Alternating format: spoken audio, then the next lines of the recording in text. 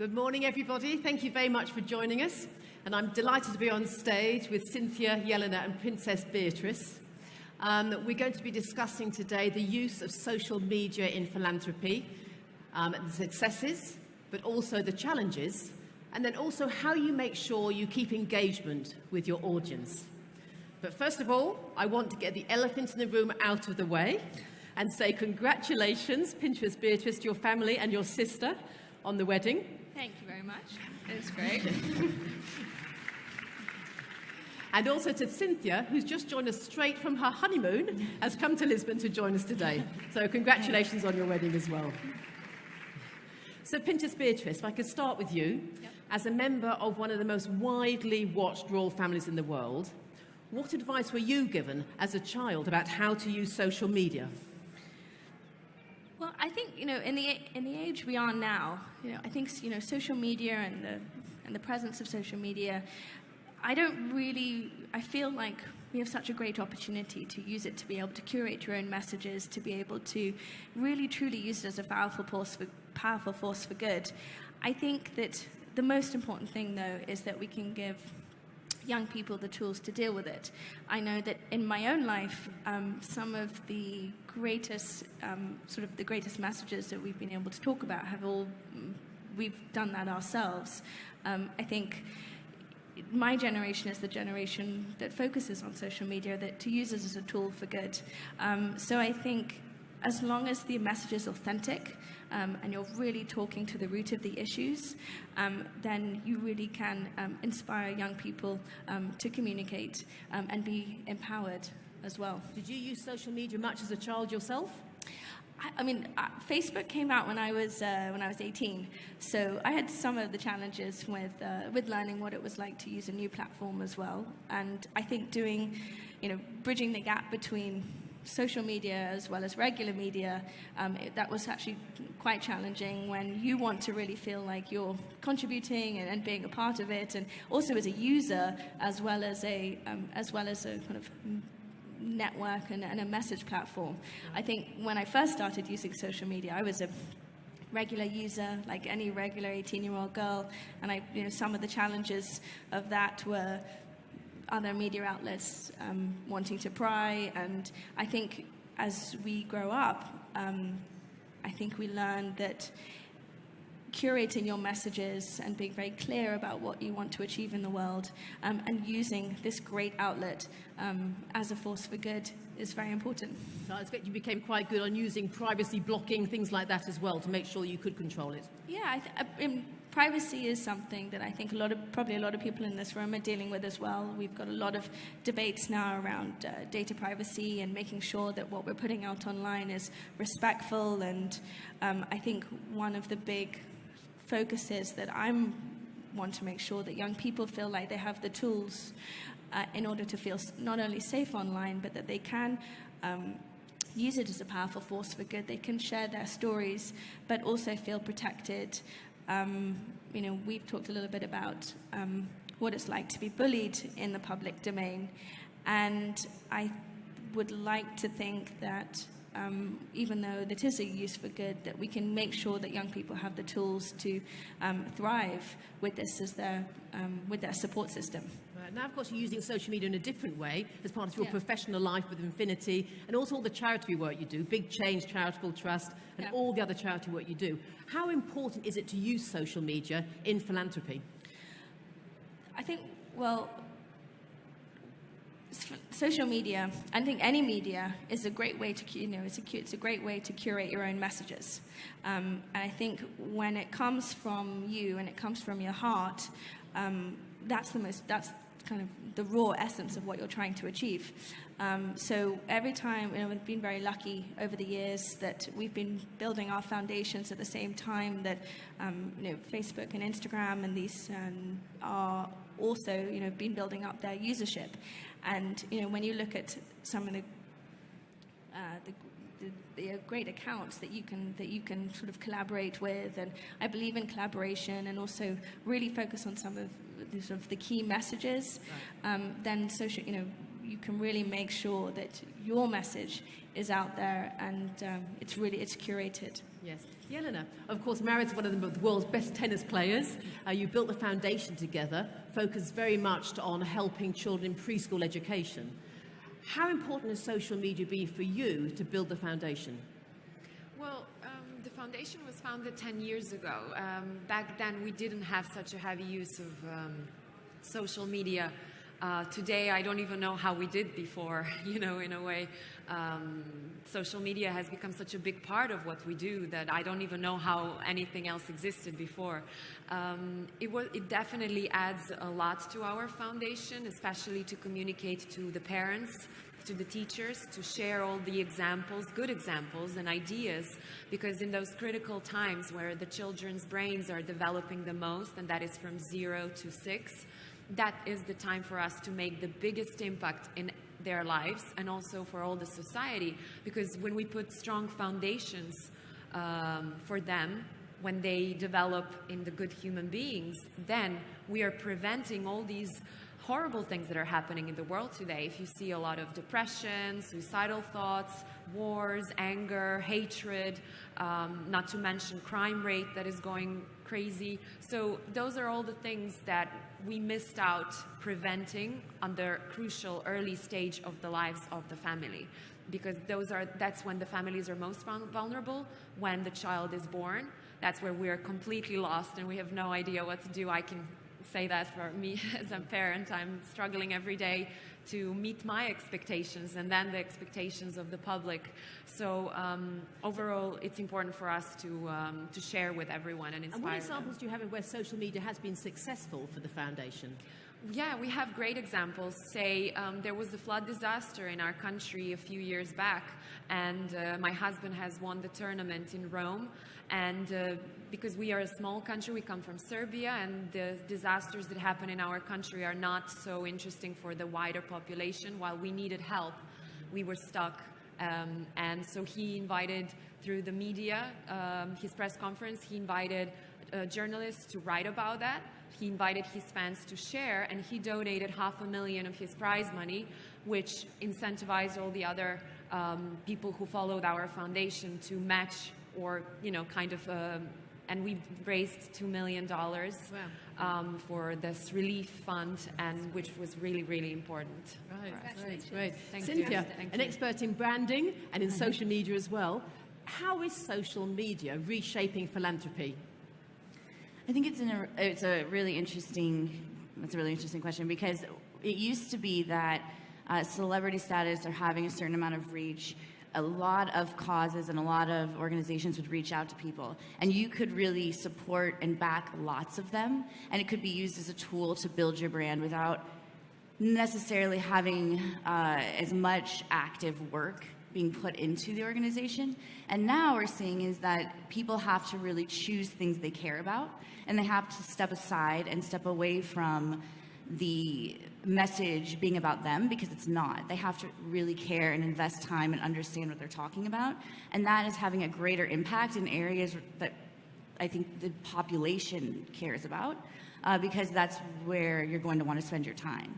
On the other side, there's so many more resources now for raising and donations, for raising awareness for events, contacting people that may or may not be interested. And also, it's easy to read who may or may not be interested in the cause that you're supporting. So it's very easy to go to someone who maybe is a celebrity or has a following, go to their page and say, well, this person has children, they may care about this cause. So you can start to identify influence much more easily than it was before. So what advice do you give someone trying to set up to use social media for philanthropy, as opposed to someone just seeking a following? The first thing to do is create a set of goals. So for philanthropy is very broad. What we want to say is we're trying to raise awareness, we're trying to raise money, we're trying to change something very specific. Start there. The second thing is pick a platform. Pick one platform that you are going to run the majority of everything you're doing through. If you try to be in several places at once, it doesn't look genuine, first of all, because the same message is being told.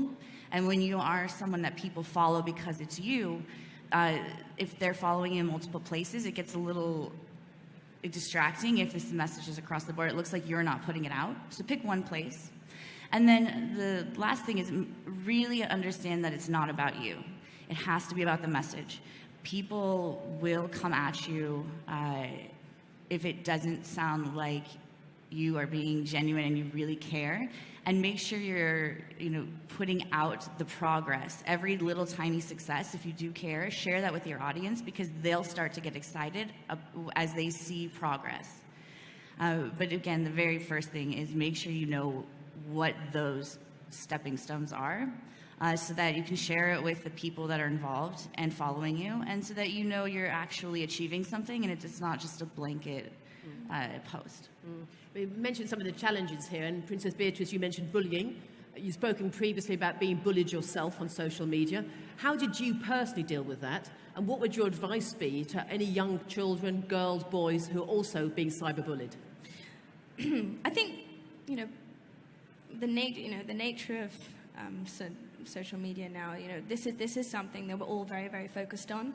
I think in all of the work that I'm doing, I want to make sure that young people feel like they have the tools. As you said, looking at what the messages are, and how you can be there for other young people that are going through something. We do need to stand up against cyberbullying as well. We need to make sure that young people have the tools in order to be safe online. And I think this wonderful creation, which is the World Wide Web, which Sir Tim Berners-Lee has spoken a lot about at this conference.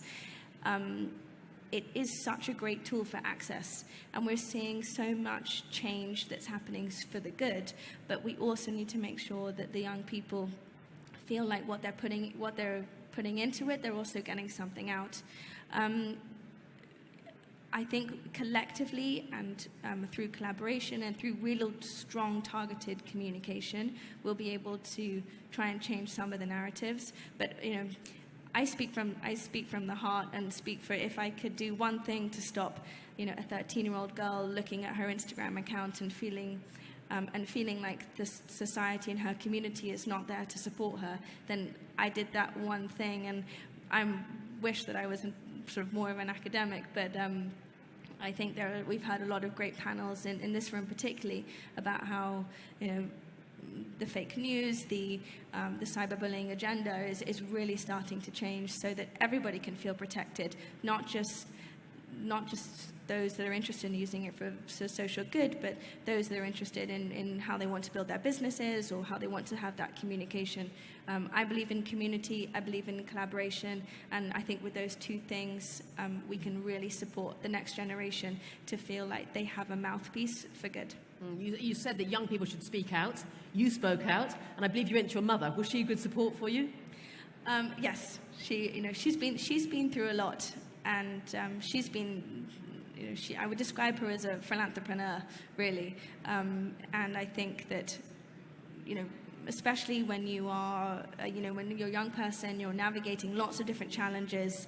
When I've spoken about this in other events as well, for example at We Day, which is a great movement, which is all about getting young people into social action and very much using technology as a place for good. So in schools, they have to do one local action and one global action, and as a thank you, they are invited to celebrate at We Days across the world. And I've been on that stage, and I've seen the young people that are there that are willing participants and ready to challenge and make the step towards change.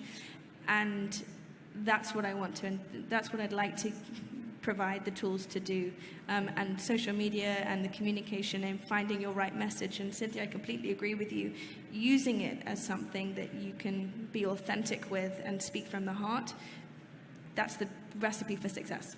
Fantastic. Yelena, I know you've had problems as well with cyberbullying, being picked on, for example, when your husband's lost a match, or what for other issues. If you'd like to tell us about that. How do you protect yourself and your children while also using social media to really promote the foundation? Well, I don't think there is a recipe for success, because we're still testing social media and social networks as they are and how they impact our lives. The only thing for me personally and from my family is that we need to remember that social media has opened us towards other people's opinions, which are not necessarily important in our lives. Meaning that it's very important that you create your micro world, which will, your environment that will help you thrive, and then other people's opinions will not, generally affect you, but that's such a huge thing to ask. Obviously, we are affected, and you just have to work on yourself, I guess. That's the only way I defend against cyberbullying, and I think probably the children should too. Cynthia, what advice do you give to people when they are being bullied, they're being trolled online? What advice do you give to them? The first thing you do is report that person. Once you've reported them, don't block them. You don't know if they're crazy. Report them. Well, it depends on the situation, because a lot of people put their location everywhere.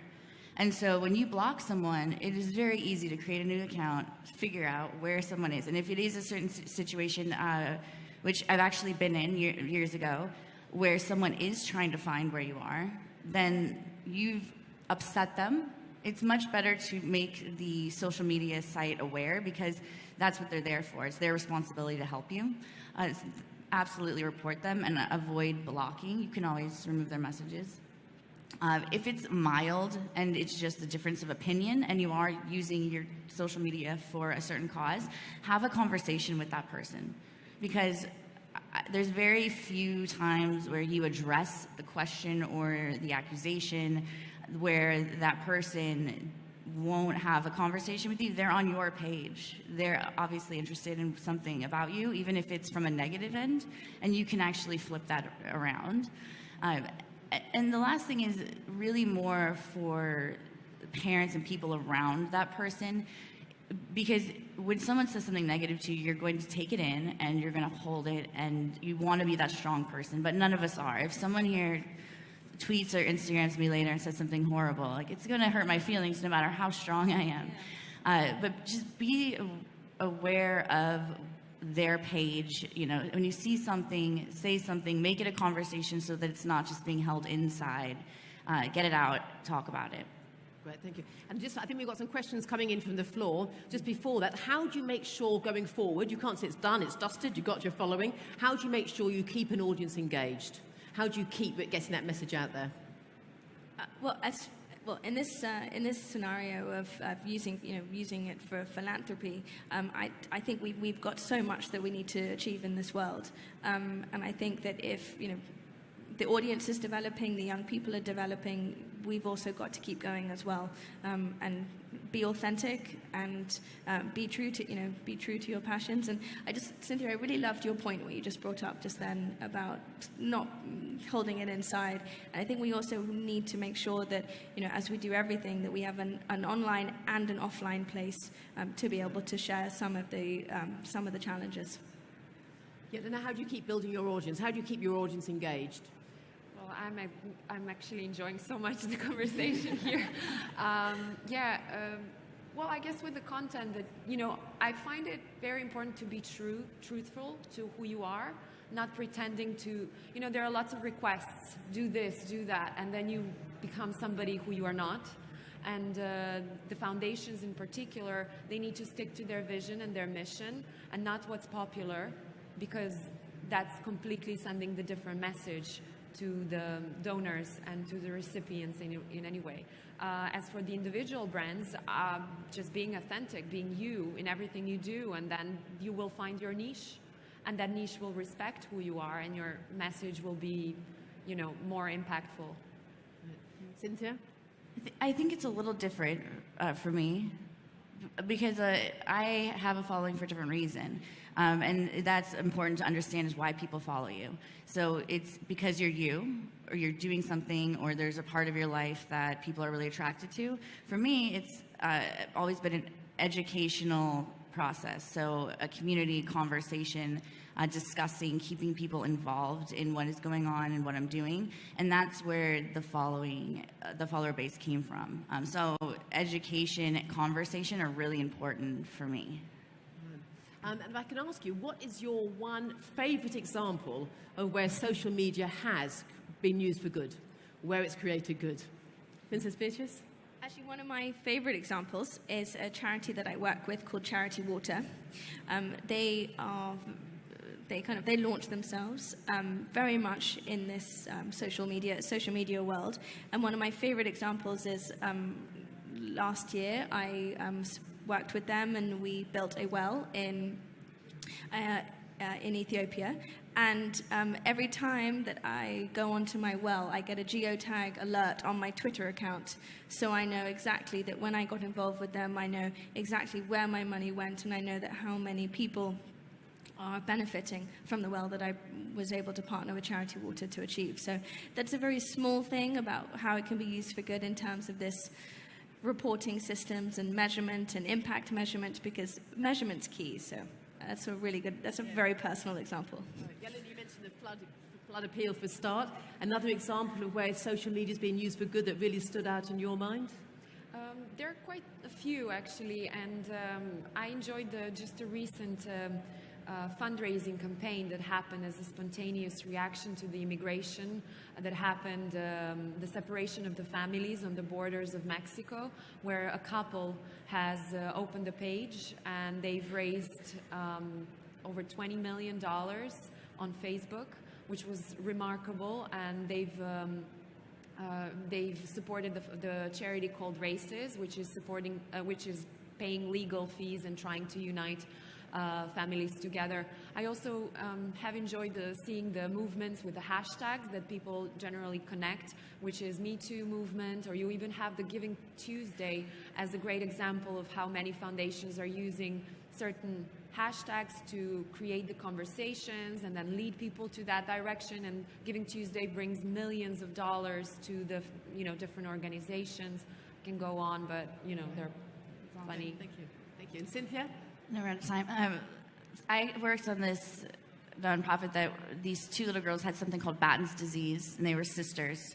It's 100% fatal, extremely rare. And we got a group of people together that sat around a table and said, okay, how do we save these little girls' lives? No one cares about this cause.